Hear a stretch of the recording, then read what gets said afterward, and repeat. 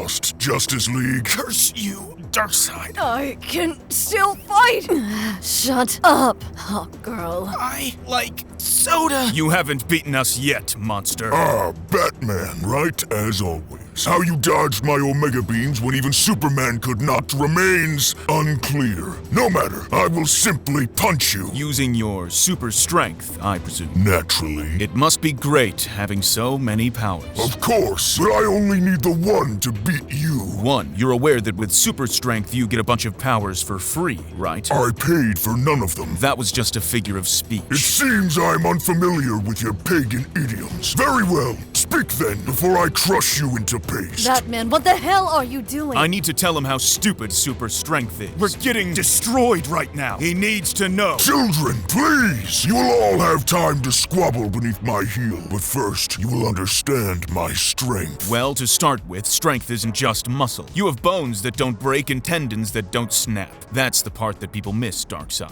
Your skin doesn't split. His face is basically made from rock. Let the bat-shaped man speak, Kryptonian. Strength is about durability just as much as power. You need structural perfection. That's the only way to use it properly. You have to hit like a god and be built like one. You get the indestructibility for free. As in your figure of speech, correct? Exactly. Wonderful! If super strength makes you indestructible, then why are Superman and I defeated? Because Darkseid's built different, Diana. When was the last time you conquered a world? Lex would argue I've conquered the Earth. Does that count? No, because Lex is bald. His head hurts my eyes. Which brings me to friction. To really use super strength, you need to come with your own anchoring. Just think about it. To lift something immense, the ground has to withstand it. Your footing has to hold and your balance never has to break. The very world itself seems to harden under your presence. The ground yields because it must. You're not thrown by momentum or recoil. You're a fixed point everything crashes against. I am the eternal shore. All waves break upon me. You tell momentum where to go. Recoil doesn't exist for you. You can stop anything. I am the end of motion. You're more than that, Darkseid. You're a frame of reference. Yes, I am the constant. I am the Alpha, the Omega. What are we even listening to? The origin of the name Omega Beams? He never gassed me up like this. I like your beady, soulless eyes. Thanks, Flash. And your pressure control must be incredible. Like, think about lifting a car. With ordinary hands, grabbing a car that hard would just rip it apart. All the force of the car's weight is being supplied upwards through the hands.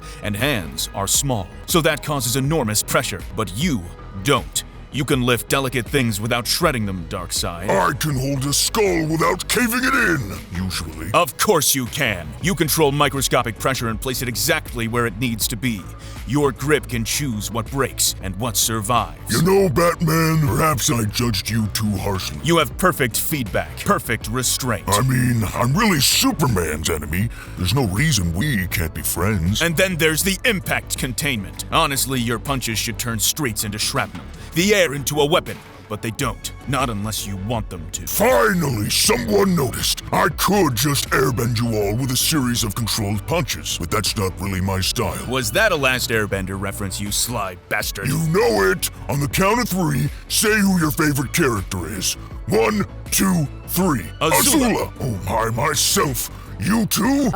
Did they just become best friends? Damn you, Bruce, you told me you didn't like anime. It's not an anime, Diana. What's with her? Don't worry, she's just an idiot. Anyway, let's move on. It's fascinating, Darkseid. You don't just hit hard, you control the blast. You decide where the damage goes. You apply force to the target and mercifully deny it to everything else. No, every time I attacked the Justice League, I always thought to myself, damn, who's that guy in the black armor? I want to be his friend. The terrifying part isn't that you could make the world explode. It's that you're strong enough to do it, but choose not to. I actually ran into the Teen Titans about a year ago. They were nice. Deep cut, Darkseid. No one's gonna remember that video. Well, it canonically happened, so maybe they'll just think I meant that. You see, that's the kind of high-level on-the-fly thinking that this team's missing.